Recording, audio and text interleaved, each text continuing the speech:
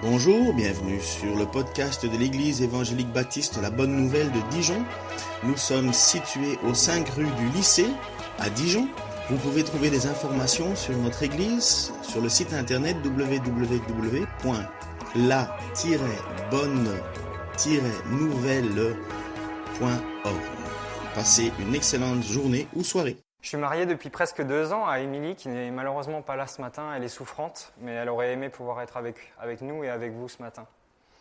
Alors cette église, c'est une église qui est chère à mon cœur aussi, pour plusieurs raisons, l'église de la Bonne Nouvelle. La première raison, c'est que depuis un peu plus d'1 an maintenant, Émilie et moi et d'autres, on a créé un groupe de jeunes en partenariat entre l'EPEDE et la Bonne Nouvelle. Donc l'EPEDE est notre église à Émilie et à moi. Et donc on suit les jeunes de la Bonne Nouvelle qui font partie de ce groupe de jeunes depuis plus d'1 an, et c'est toujours une joie de passer du temps avec eux et puis de les voir aussi grandir avec Dieu. Et puis la deuxième raison, qui est un petit peu plus extérieure, j'ai grandi dans une église qui fait partie de la même union d'églises que cette église ici de la Bonne Nouvelle, l'association baptiste, qui se situe à côté d'Auxerre, à Saint-Georges-sur-Baulch. Et je sais que quand il y avait les pastorales, mon grand-père, qui était responsable, me disait qu'il voyait Ken régulièrement. Donc ça fait déjà des années que j'entends parler de cette église. Ce que je vous invite à faire, c'est juste passer un court moment dans la prière pour qu'on dispose nos cœurs à écouter ce que Dieu a à nous dire ce matin dans sa parole, et puis qu'il nous rende attentifs et que son esprit puisse nous parler. Seigneur, je te remercie pour ta parole, parce qu'elle est vérité, elle est source de vie. Merci parce qu'on a la chance et le privilège de pouvoir encore une fois l'ouvrir ensemble ce matin. Seigneur, je prie que tu viennes nous apprendre quelque chose ce matin, que tu viennes par ton esprit nous révéler aussi ce que tu veux nous apprendre au travers de ce texte qu'on va étudier ensemble. Je te prie aussi que pendant ce moment, toute la gloire te revienne et que tu sois la seule personne qui soit louée et adorée pendant ce temps de prédication ici, Seigneur, s'il te plaît. Amen. Je teste juste la télécommande. Parfait, ça marche. Alors, en parcourant le web, j'ai lu cet article qui parlait de l'horloge de l'Apocalypse. Je ne sais pas si vous avez déjà entendu ce terme. En fait, c'est un terme qui a été inventé par des scientifiques, c'est un concept. L'idée, c'est d'avoir créé une horloge qui est censée représenter un petit peu le temps de vie de notre Terre sur laquelle on vit. Et puis minuit, ça représente la fin des temps. Alors je vous rassure, c'est juste une idée humaine. On sait dans la Bible que personne ne sait quand est-ce que la fin des temps va arriver. Mais il y a des scientifiques qui sont amusés à créer un concept comme ça. Alors elle a été créée en 1947, juste à la fin de la Deuxième Guerre mondiale, au début de la guerre froide. Et elle a été initialisée à l'heure 23h53, à 7 minutes de la fin du monde. Et pourquoi cet article qui ressurgit maintenant, alors que c'est un concept qui a été inventé depuis de nombreuses années? Eh bien, c'est parce qu'à la fin de l'année 2018, donc en janvier 2019, quand il y a eu chaque année, elle est mise à jour en fonction des événements qui se passent. Et en janvier 2019, elle a atteint pour la 2e fois son seuil le plus proche de minuit. Donc les scientifiques l'ont mis à jour et il était 23h58. Et c'était exactement la même heure qu'en 1953, alors qu'on était en plein cœur de la guerre froide entre les États-Unis et la Russie, quand il y a eu des essais thermonucléaires de la part des deux pays. Alors l'article soulève plusieurs raisons pour lesquelles on est arrivé à ce seuil critique de nouveau de 23h58. Et je vais juste en relever 2, mais il y en a probablement beaucoup d'autres. Premièrement, il parle du réchauffement climatique. Vous en avez tous entendu parler, je ne vais pas revenir là-dessus, mais c'est quelque chose qui commence vraiment à peser dans l'esprit des scientifiques et aussi dans l'esprit de la société en général. Et ça inquiète beaucoup. Et puis la deuxième raison, c'était les conflits aussi qui sont passés en 2018, les conflits à l'international. On peut penser aux relations tendues entre la Corée du Nord et puis les États-Unis. Ça s'est un petit peu amélioré. On peut penser à tout ce qui se passe aussi dans certains pays d'Afrique. Et donc, tout cela, en fait, ça inquiète beaucoup les scientifiques. Ils l'ont montré avec leur concept d'horloge de l'Apocalypse, mais ça inquiète aussi la société et ça nous inquiète. En tout cas, moi, ça m'inquiète aussi parfois. On se rend bien compte que... Pardon, j'avais même des petites images. Donc, pour ceux qui veulent retrouver l'article.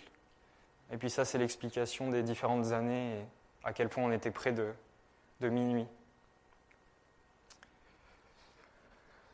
On se rend compte qu'on vit dans un monde où les sujets d'inquiétude sont beaucoup plus nombreux que ceux qui nous apportent de la paix. Et on peut voir dans notre pays, en France, que l'inquiétude sur le plan économique grandit, que les gens ils se soucient pour leur emploi, que les étudiants se soucient d'obtenir un emploi.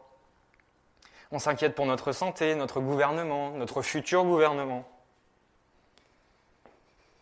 Quand on regarde tout ça, on se rend compte que le stress, l'inquiétude, l'angoisse, peut-être pas jusqu'à l'angoisse, mais ça peut arriver parfois, est un état dans lequel chacun d'entre nous, on vit presque quotidiennement. Et tout cela, ça affecte chacun d'entre nous et ça affecte aussi la vision qu'on a de comment on doit gérer ces choses-là dans l'Église. Et la question que je vous pose ce matin, c'est est-ce que ça vous arrive d'être inquiet ? Moi, ça m'arrive régulièrement en tout cas.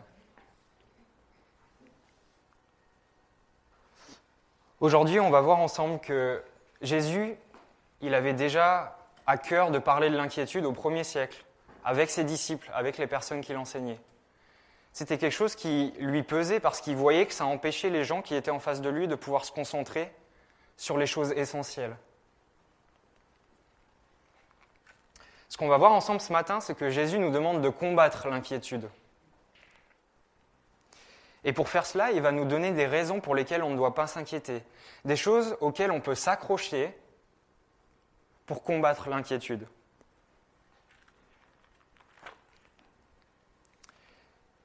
Si vous avez vos Bibles, vous pouvez ouvrir vos Bibles dans l'Évangile de Matthieu au chapitre 6 et on lira les versets 25 à 34.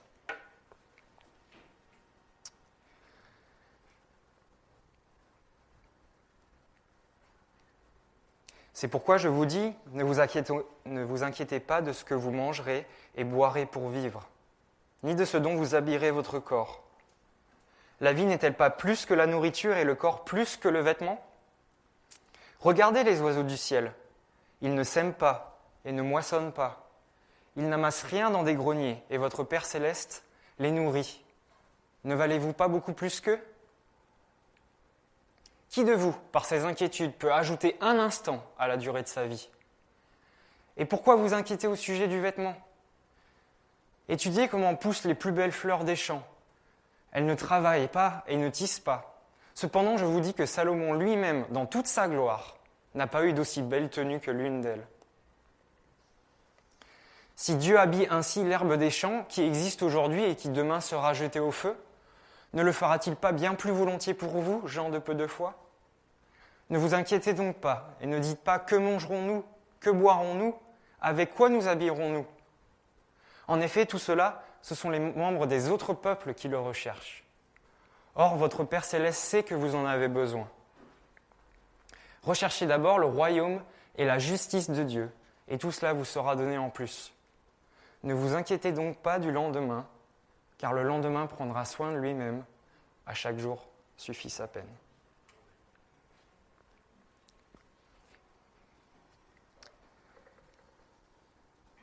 Je vais rapidement rappeler le contexte dans lequel se trouve ce texte de Matthieu chapitre 6. En fait, on se trouve au cœur de ce qu'on appelle le sermon sur la montagne. Le sermon sur la montagne, c'est un des premiers enseignements de Jésus qui a été rapporté dans l'évangile de Matthieu. Et on l'appelle sermon sur la montagne parce qu'on voit au chapitre 5 que Jésus est en train d'enseigner du haut d'une colline. Il n'y a pas plus de raison que ça.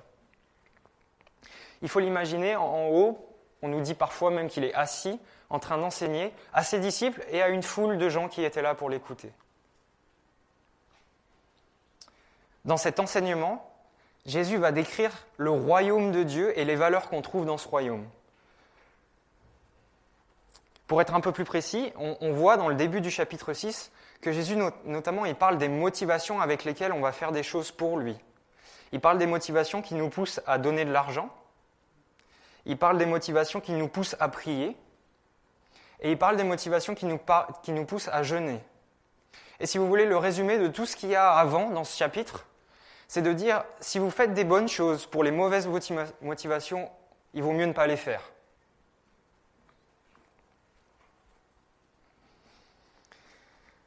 Le verset qui précède juste notre texte est le suivant, et ça va nous aider à rentrer tout doucement dans ce texte. Au verset 24, « Nul ne peut être en même temps au service de 2 maîtres, car ou bien il détestera l'un et aimera l'autre, ou bien il sera dévoué au premier et méprisera le second. Vous ne pouvez pas servir en même temps Dieu et l'argent. » Et c'est donc à la suite de cette phrase que Jésus nous invite à combattre l'inquiétude. Et l'idée principale que j'aimerais qu'on retienne, et je ne sais pas s'il y a une idée, c'est cette phrase. Jésus nous demande de remplacer nos inquiétudes par la confiance en Dieu. Jésus nous demande de remplacer nos inquiétudes par la confiance en Dieu. On va voir que le combat des inquiétudes, ce n'est pas simplement combattre pour combattre, mais il faut remplacer l'inquiétude par quelque chose. Et on va découvrir ensemble dans ce texte ce que Jésus nous invite à faire. Jésus venait donc de dire aux gens qu'il écoutait qu'on ne pouvait pas suivre 2 maîtres. Il y a un choix à faire, et il a pris l'argent comme exemple pour montrer qu'on ne peut pas avoir Dieu et l'argent, il faut faire un choix. Dans nos vies, on a toujours des maîtres, on a toujours des choses qui nous dirigent. Si ce n'est pas Dieu, ça sera toujours autre chose. Et l'inquiétude peut être une de ces choses qui nous dirigent, qui va faire en sorte qu'on prenne des décisions en fonction de comment on est inquiet et qui va diriger un petit peu comment on conduit notre vie.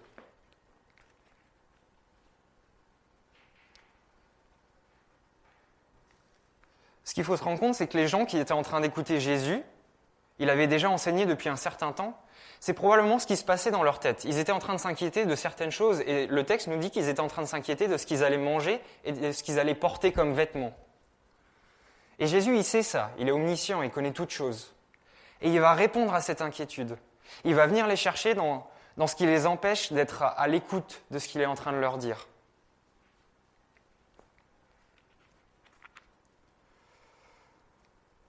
Et c'est vrai qu'il va utiliser une des préoccupations principales des gens qui l'écoutent pour illustrer comment combattre l'inquiétude. Se nourrir et trouver de quoi se vêtir. Alors c'est vrai que pour beaucoup de Français, pas tous, mais beaucoup d'entre nous, ce n'est pas les sujets d'inquiétude qui nous touchent le plus. En tout cas, si on me demande de quoi tu t'inquiètes, Quentin, je ne vais pas répondre de prime abord que je m'inquiète de ce que je vais manger demain ou de quel t-shirt je vais porter. Parce qu'on a la chance de vivre dans un pays où on a assez à manger, on a de quoi se vêtir. Ce n'est pas le cas pour tout le monde, mais pour la plupart d'entre nous. Et merci Seigneur pour cela. Mais encore dans beaucoup de pays dans le monde, ça reste la préoccupation principale des gens. C'est les choses qui les poussent à se lever le matin et qui les poussent à travailler jusque tard le soir. Alors même si ça ne nous touche pas directement, cette inquiétude par rapport au manger et au boire, comme le texte nous dit, en fait, il ne faut pas s'arrêter là. Je pense que Jésus il a pris cet exemple parce que c'était ce à quoi les gens pensaient à cette époque. Mais je pense que si Jésus était là maintenant et qu'il pouvait sonder un petit peu nos inquiétudes, il nous dirait de ne pas nous inquiéter de tout un tas d'autres choses.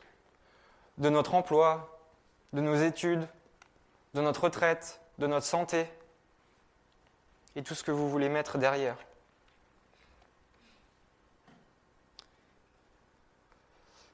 Après avoir demandé aux personnes qui l'écoutaient de ne pas s'inquiéter au sujet de cette nourriture et du vêtement, Jésus va poser 2 questions qui sont là pour nous faire réfléchir sur un petit peu le sens de la vie et la valeur qu'on a aux yeux de Dieu. Je paraphrase un petit peu, mais je vous pose ces mêmes questions. La vie que tu mènes a-t-elle simplement pour valeur ce que tu vas manger ? Et la valeur de ton corps se mesure-t-elle seulement aux vêtements que tu portes ?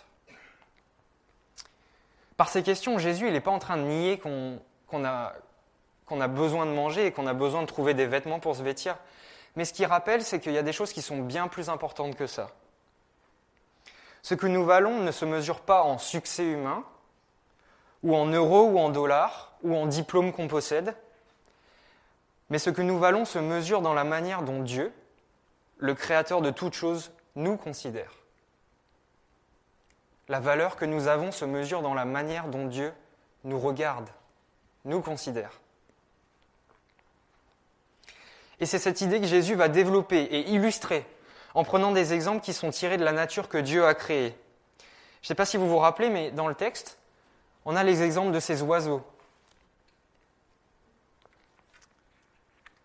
Et j'imagine Jésus assis sur cette colline en train de pointer probablement des oiseaux qui étaient là. C'était quelque chose de très concret que les gens pouvaient vraiment voir, presque toucher. Et qu'est-ce que Jésus il dit de ces oiseaux ? Ces oiseaux, est-ce qu'ils s'inquiètent de ce qu'ils vont avoir à manger demain ? Non, ces oiseaux ils ne s'inquiètent pas. Pourquoi ? Parce que Dieu les nourrit. Et ces oiseaux, ils n'ont pas accès au supermarché, ils n'ont pas accès à l'agriculture, ils n'ont pas accès au stockage, à l'échange, à la vente.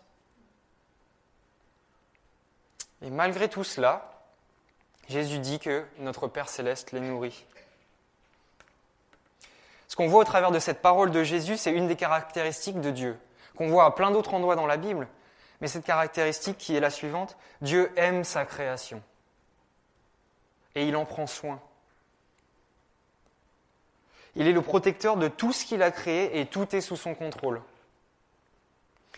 On retrouve ce trait de caractère dans un psaume, au psaume 147, au verset 8, où on nous dit « Il couvre », donc le « il » c'est Dieu, « Dieu couvre le ciel de nuages. Il prépare la pluie pour la terre, il fait pousser l'herbe sur les montagnes. Il donne la nourriture au bétail et aux petits du corbeau quand il crie. » Alors si Dieu donne à manger aux plus petites de ses créatures, telles que les oiseaux, est-il si difficile de croire qu'il va nous donner aussi quelque chose, nous qu'il a créé à son image, qu'il a créé pour être en relation avec lui ? Jésus va utiliser une deuxième illustration qui est aussi tirée de la nature. Il parle d'un champ de fleurs. Et j'aurais aimé vous en montrer un ce matin, mais ici ça va être un peu plus difficile. Et ce champ de fleurs, il a la particularité que bien souvent, les fleurs qu'on trouve dans les champs, elles poussent sans aucune aide humaine, sans aucune technique pour les faire grandir. Et si on est un peu, pas naïf, mais on pourrait presque penser qu'elles grandissent toutes seules. Et Jésus dit de ces fleurs qui sont là dans les champs qu'elles sont mieux vêtues que Salomon dans toute sa gloire.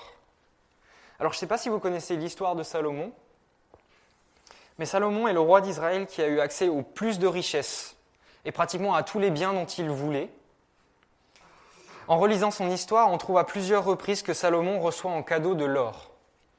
Et si vous voulez relire ça en 1 Roi 10, on trouve qu'il y a une reine qui vient rendre visite à Salomon et elle lui apporte un cadeau, de l'or.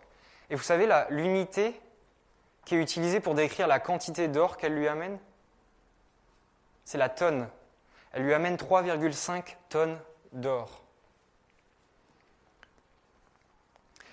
Et malgré tout cet argent, malgré tout ce que Salomon possédait, on peut relire dans l'Ancien Testament, mais Jésus dit que ces fleurs, elles sont mieux vêtues que Salomon dans toute sa gloire.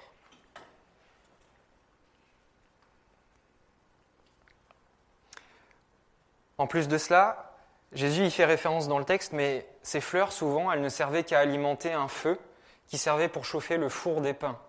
On allait ramasser l'herbe qui poussait ou les fleurs qui poussaient dans les champs et on s'en servait pour démarrer le feu qui allait faire chauffer le pain. C'est pas terrible comme fin de vie, vous trouvez pas ?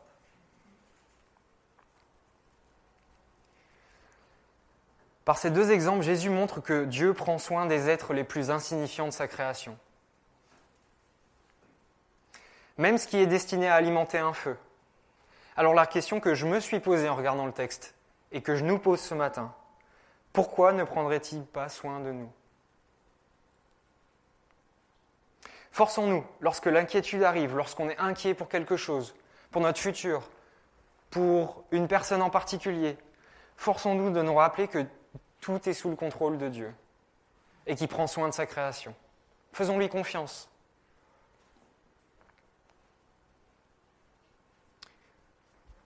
En plus de ça, Jésus dit que l'inquiétude est inutile. Premièrement, parce que ça ne change rien à la durée de votre vie. Dans le texte originel, on dit que ça ne rajoute même pas 50 cm à la durée de notre vie. Et en plus de ça, ça ne change pas la situation présente. Florent Varac, qui a été le pasteur d'une église à Lyon pendant plusieurs années, raconte qu'un de ses amis aux États-Unis était un homme richissime. C'était, selon les dires de cet homme, un homme très orgueilleux, maître de son destin et qui aimait avoir le contrôle sur sa vie. Bien que converti, il est resté orgueilleux. Et vous savez, quand on se convertit, on emmène les défauts du passé avec nous, il ne reste pas juste à la conversion, et c'est quelque chose qu'on doit encore combattre. Dieu a voulu le briser pour lui montrer qu'il ne pouvait dépendre de ses propres forces. Il fit faillite, il a perdu tout ce qu'il avait. Cet homme, il faisait partie d'une église, et les gens de l'église sont venus lui trouver et lui ont dit « Mais tu sais, mets ta vie en règle avec Dieu et tu verras que Dieu va pourvoir. » Et cet homme-là, il se disait « Mais Dieu va pourvoir, qu'est-ce que ça veut dire ? Dieu va pourvoir, j'ai plus d'argent sur mon compte en banque, comment est-ce que Dieu va pourvoir ?»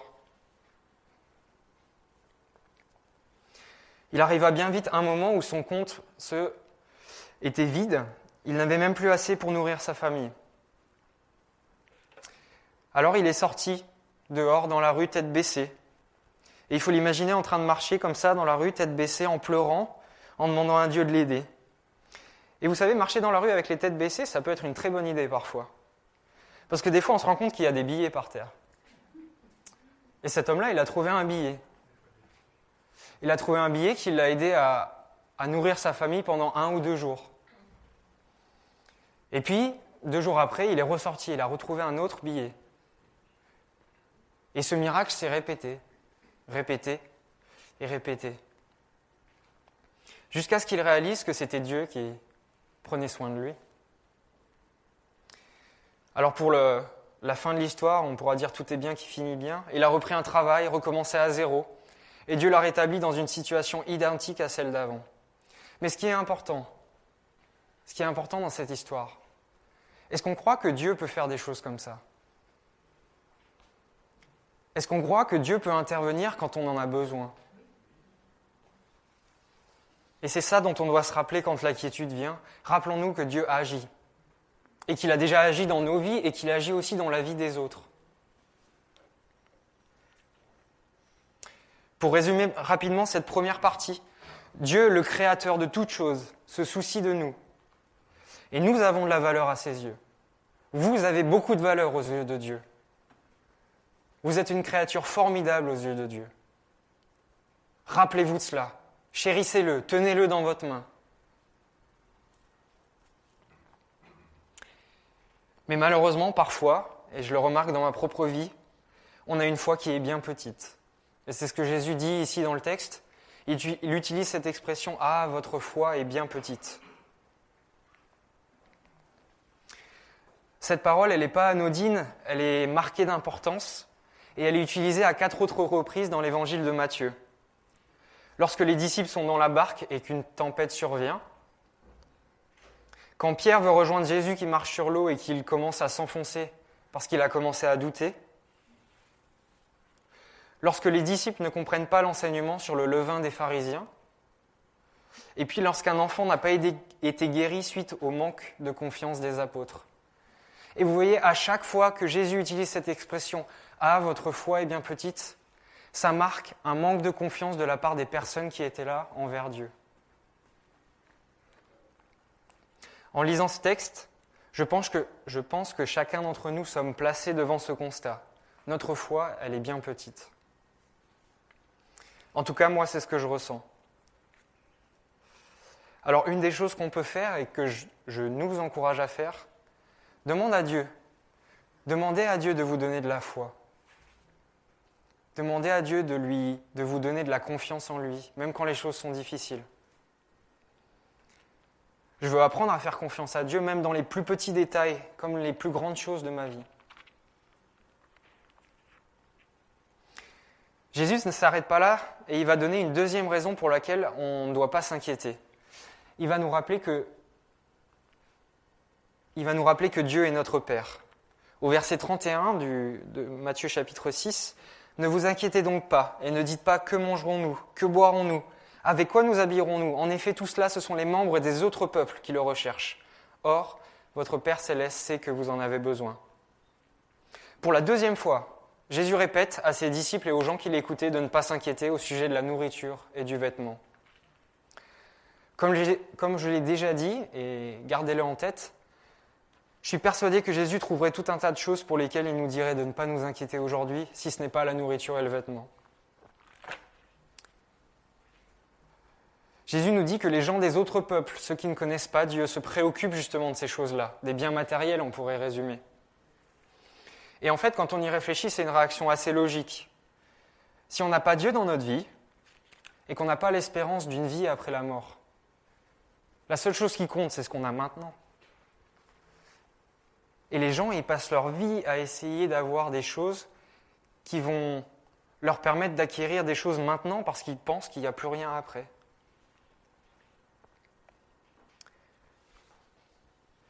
Par contre, pour nous qui sommes enfants de Dieu, pour ceux qui croient en lui, Jésus nous dit qu'il ne devrait pas y avoir ce genre d'inquiétude.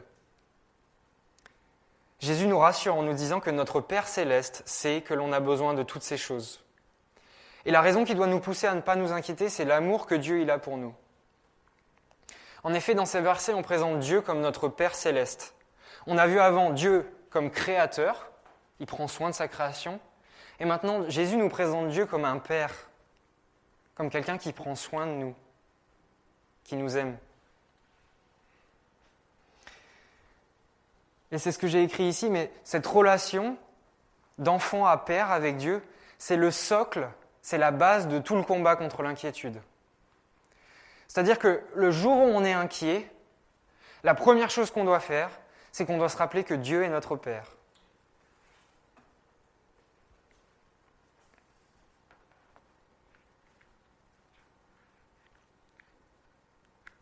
Nous n'avons pas besoin de nous inquiéter parce que celui qui contrôle toutes choses et qui est de toute éternité, c'est aussi notre papa. Et ce papa, il prend soin de nous et il sait ce dont nous avons besoin. Et ce que Dieu veut simplement de nous, c'est que nous lui fassions confiance. Comme les enfants font confiance à leurs parents et ne se soucient pas du manque d'argent ou des vêtements qu'ils portent. Vous savez, alors que j'étais encore qu'un tout petit garçon, probablement 4 ou 5 ans, j'ai probablement dû entendre une conversation entre mes parents qui parlaient d'un problème d'argent ou d'un prêt qu'ils allaient avoir du mal à rembourser. Et en entendant cela, je me suis dit que c'était à moi de pouvoir les aider et de faire quelque chose. Alors du haut de mes 4-5 ans, je suis allé chercher ma tirelire dans ma chambre et je suis allé la déposer sur la table en leur disant « Bah voilà, moi j'ai de l'argent et je vais vous aider ». Je ne me rappelle plus exactement de leur réaction, mais dans la tirelire, il devait y avoir à peu près 1 euro, peut-être pas beaucoup plus. En tout cas, ce que je me souviens, c'est qu'ils m'ont dit que c'était pas à moi de m'inquiéter de ce genre de choses. Qu'il fallait que je leur fasse confiance parce qu'ils allaient trouver une solution et que tout allait bien se passer. Et vous savez, en tant qu'enfant, en tout cas à cette époque-là, je pense qu'aujourd'hui je m'inquiéterais beaucoup plus, mais c'est ce que j'ai fait. Sans même revenir à l'idée de m'inquiéter pour eux, j'ai cru qu'ils allaient trouver une solution pour pourvoir à nos besoins. Et cet exemple tout simpliste, c'est la même chose que Dieu veut que l'on développe avec lui. S'il nous dit de ne pas nous inquiéter parce qu'il gère la situation, alors faisons-le.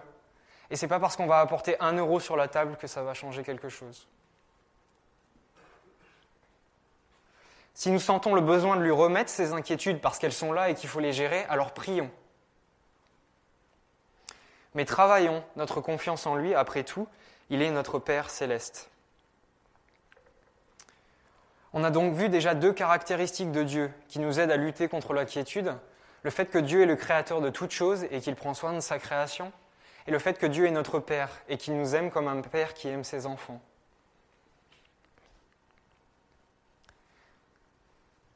On va découvrir dans la suite du texte un 3e attribut. C'est que non seulement Dieu est créateur, Dieu est Père, mais Dieu est roi. Et il veut qu'on remplace notre inquiétude par les priorités de son royaume. On lit au verset 33, « Recherchez d'abord le royaume et la justice de Dieu, et tout cela vous sera donné en plus. » Une des plus belles leçons que j'ai tirées pour ma vie au travers de ce texte est la suivante. Face à l'inquiétude, Jésus nous demande d'être actifs. Je ne sais pas si vous avez déjà réfléchi à ça, mais bien souvent des gens viennent nous voir en disant « Oh, mais t'inquiète pas, ça va passer, attends demain, essaye de dormir, ça va aller mieux. » Jésus ici, il ne parle pas d'être passif face à l'inquiétude. Si vous reprenez le texte et vous regardez tous les verbes qui sont conjugués à l'impératif, Jésus nous demande d'être actif, il nous demande de faire quelque chose contre l'inquiétude. Ce n'est pas juste attendre que ça passe. On a des choses à faire face à l'inquiétude.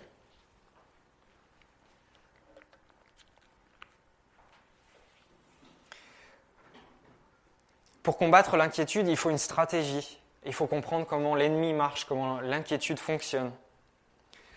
Bien souvent, vous savez, les inquiétudes, elles prennent une place qui sont démesurées dans nos têtes et elles nous poussent à nous focaliser sur nous-mêmes plutôt que de nous focaliser sur Dieu.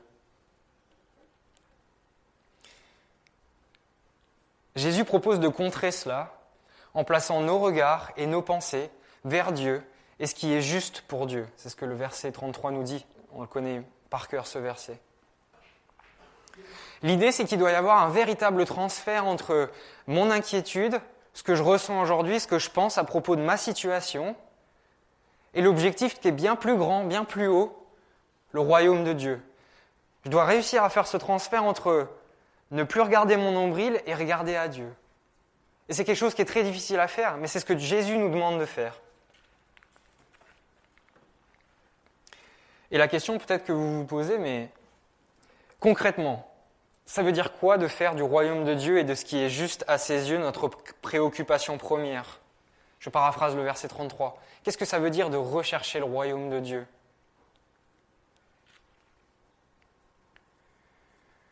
On trouve en Romains, chapitre 14, au verset 17, une description du royaume un petit peu plus détaillée et qui fait un petit peu écho à notre texte.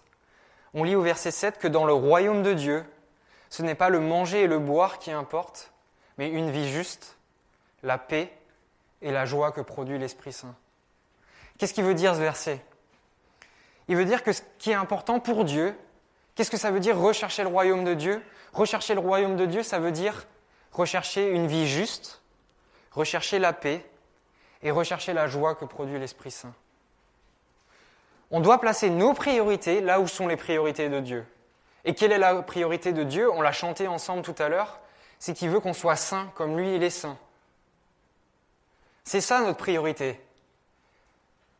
On doit ressembler à Jésus, c'est ça la priorité de la vie chrétienne. Et ce que rappelle Jésus ici, c'est vous focalisez pas sur ce qui vous inquiète, focalisez-vous vers le but vers lequel vous devez tendre et marcher. Remettez vos inquiétudes à Dieu, pas de souci, vous pouvez être inquiet, mais ne les nourrissez pas, ne les gardez pas pour vous. Avancez, gardez l'objectif.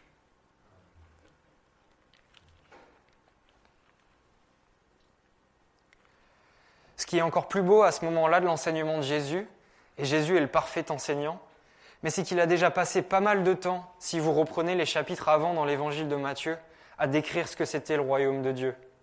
Donc en fait, pour les gens qui l'écoutent ici, ils ont déjà une idée très précise de ce que Jésus est en train de leur dire. Il a passé déjà beaucoup de temps à décrire comment se comporter, quelles sont les valeurs qu'on trouve dans le royaume de Dieu. Il a parlé de comment on doit traiter ses ennemis, qu'on doit tendre une joue si on nous frappe à l'autre. Vous voyez, toutes ces images que Jésus a utilisées, c'est dans les textes qui sont juste avant. Et si vous voulez, de manière générale, pour comprendre ce qu'est le royaume de Dieu et comprendre encore Dieu de manière plus grande, il nous a donné sa parole dans son entièreté. Et avec ça, on a tout ce dont on a besoin pour connaître Dieu et pour savoir comment changer nos priorités, pour que nos priorités collent à ses priorités.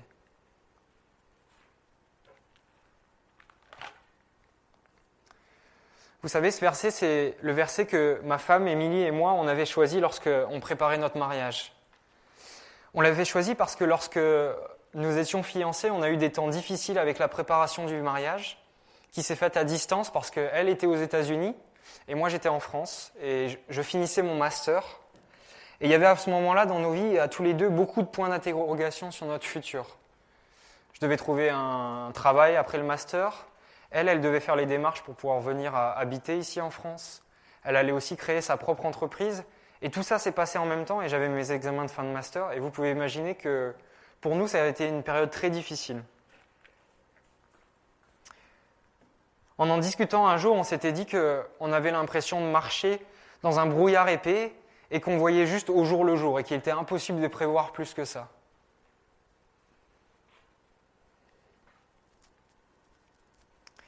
Il y avait pas mal d'inquiétudes à ce moment-là. Et je ne vais pas vous cacher la vérité en vous disant qu'on avait choisi ce verset pour nous rappeler, pour nous forcer à mettre les yeux là où Dieu veut qu'on les mette. Recherchons le royaume de Dieu et sa justice, et toutes ces choses nous seront données en plus. Tout cela, c'est pas pour fanfaronner ou vous dire que tout s'est bien passé et que super, vous avez choisi ce verset et tout a bien été après. Non, loin de là. J'ai continué à m'inquiéter. J'ai continué à manquer de confiance envers Dieu. Mais je viens témoigner devant vous que Dieu a pris soin de nous. Dieu a vraiment pris soin de nous. Et c'est une bénédiction de sa part.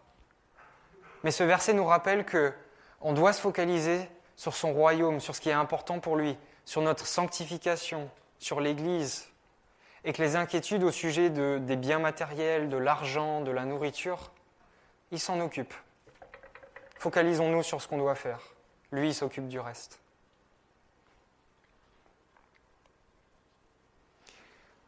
On voit donc au verset 33, qui est connu de tous, que Jésus nous demande de remplacer l'inquiétude par des bonnes priorités.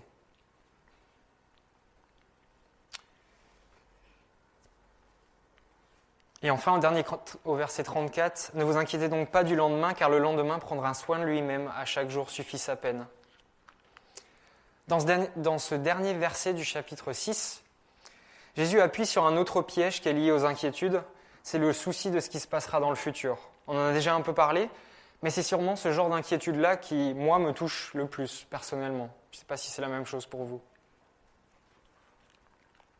Parfois, le futur peut paraître bien embrumé, difficile à anticiper. Et tout cela peut nous causer de l'inquiétude.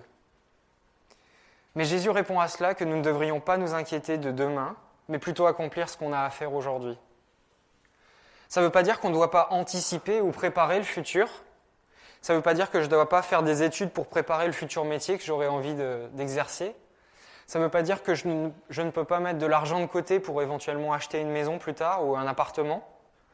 Ça veut simplement dire qu'il y a bien assez de choses à accomplir aujourd'hui pour ne pas nous préoccuper de ce que demain amènera. Ce que Jésus veut faire, en fait, c'est nous donner une pleine liberté face à ce qui se présente devant nous tout de suite maintenant. Il veut qu'on soit capable de faire ce qu'il nous a donné de faire aujourd'hui avant qu'on soit en train de penser à ce qu'on va faire demain. Il veut qu'on soit focalisé sur l'instant présent, en pleine capacité de nos moyens, plutôt que d'être déjà en train de penser à ce qu'il y aura demain. Et demain, c'est pas seulement demain, lundi, c'est aussi le futur plus lointain. Et vous savez, cette leçon, Dieu, il l'a apprise aux Israélites, alors qu'ils étaient condamnés à passer 40 ans dans le désert. Vous imaginez que dans un désert, on ne trouve pas de la nourriture à tous les supermarchés du coin. Mais Dieu a pourvu aux besoins des Israélites en faisant tomber chaque jour la manne dans le désert. Et ce qu'il faut se rendre compte, c'est qu'il était impossible pour quelqu'un de prévoir ou de mettre de côté, parce qu'on ne peut pas conserver de la nourriture dans un désert.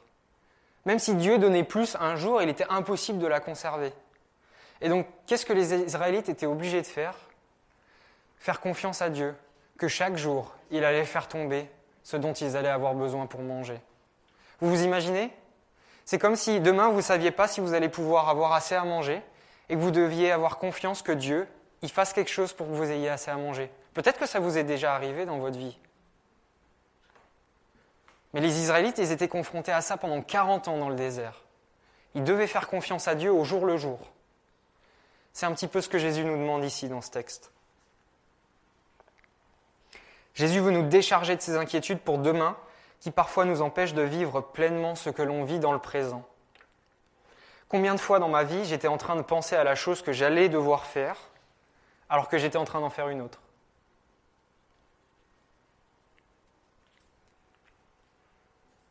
Alors pour conclure sur ce texte, on a vu qu'il y avait plusieurs raisons pour lesquelles on n'avait pas besoin de s'inquiéter. On a vu en premier que Dieu était notre créateur et qu'il est notre créateur. Il est notre Père et il est aussi notre Roi et il prend soin de nous. Dieu reste le même, c'est-à-dire que tout ce qu'on vient de voir sur Dieu reste vrai même pour demain. Il sera toujours là pour pourvoir à nos besoins et il reste notre Créateur, notre Père et notre Roi. C'est vrai maintenant et ça sera vrai demain. Une autre chose qu'on a vue, il y a beaucoup de choses à faire aujourd'hui. Essayons de bien le faire avant de penser aux choses qu'on aura à faire demain.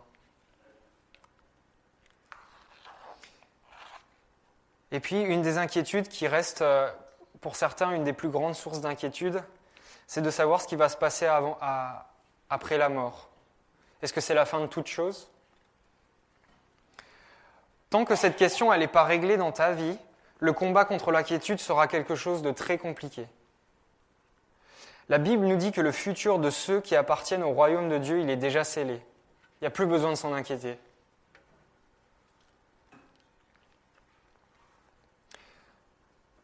Nous n'avons pas à être inquiets pour notre futur car Dieu a enlevé la plus grande de nos inquiétudes, celle d'être séparés de lui pour l'éternité. Il a mis un terme à cela en la personne de Jésus. Nous n'avons rien à craindre parce que notre place est réservée et elle est certaine. Je sais où je serai après ma mort. Et quand on se rappelle de ces choses-là, qu'est-ce que ça fait du bien ? Qu'est-ce que ça fait du bien ? Pour conclure, j'aimerais que chacun d'entre nous puissions faire un petit exercice. Je vous invite chacun pour vous-même, et ça va rester entre vous et Dieu, donc pas d'inquiétude, ça ne sera pas dévoilé, à réfléchir à un ou deux sujets qui vous inquiètent le plus et qui sont lourds à porter pour vous en ce moment.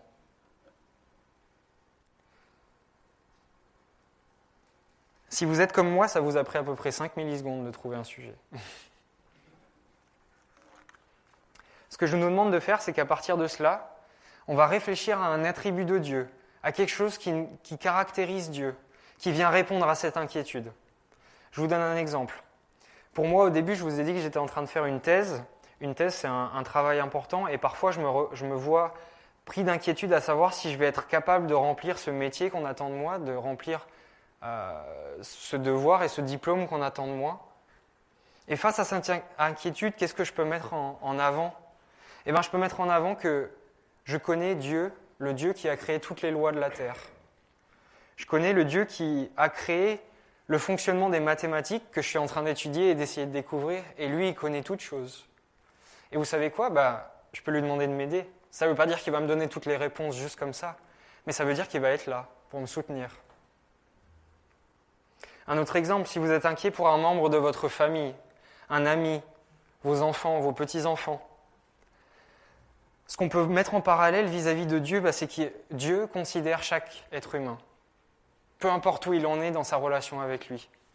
Et Dieu, il le connaît par cœur, cette personne pour qui vous êtes inquiète. Et il veut prendre soin de lui. L'idée, c'est vraiment d'effectuer ce transfert entre mon inquiétude et qui est Dieu par rapport à cette inquiétude. Et mettre ça en regard, et la plupart du temps, on va se rendre compte, ah oui, Dieu est là. J'espère que vous avez saisi l'idée. Alors du coup, je vous invite simplement à passer quelques instants à prier. Prier peut-être d'abord en demandant pardon à Dieu pour cette inquiétude. Parce qu'on a vu tout à l'heure que quand Jésus disait « Ah, votre foi est bien petite », le manque de confiance en Dieu, ça marque un péché. Ça marque quelque chose qui est mauvais en nous, qu'on doit combattre. On a chanté qu'on voulait être saint, qu'on voulait être mis à part, qu'on voulait obéir à Dieu. Combattre l'inquiétude, c'est être obéissant vis-à-vis de Dieu.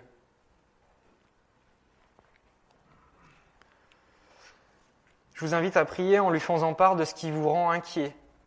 Et puis enfin en le remerciant pour qui il est, avec l'attribut que vous aurez trouvé à mettre en parallèle de votre inquiétude.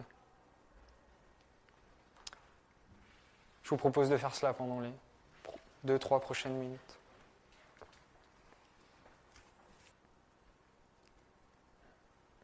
Seigneur, toi qui es notre Créateur, notre Père et notre Roi, je veux te remercier pour ce texte qu'on a pu étudier ensemble ce matin. Je te remercie parce que tu nous rappelles qu'on n'a pas à nous inquiéter, parce que toi tu es là. Je te remercie aussi parce que tu n'as pas simplement dit de ne pas nous inquiéter et tu nous as pas laissé comme ça. Tu nous as aussi donné des billes, des méthodes, des astuces pour nous aider à combattre l'inquiétude.